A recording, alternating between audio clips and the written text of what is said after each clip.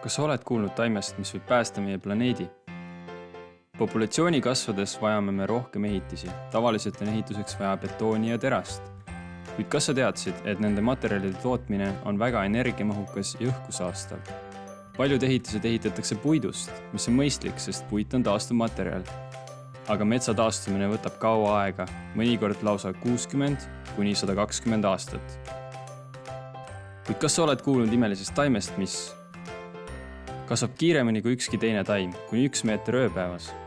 Kombineerides seda puiduga saab asendada traditsioonilisi ehitusmaterjale nagu betooni ja terast ning taastub 4–5 aastaga. Seob õhust 30% rohkem süsihappegaasi kui puit, taastab ökoloogilise tasakaalu kurnatud pinnases, on väga tugev, vastupidav ja suure tulekindlusega.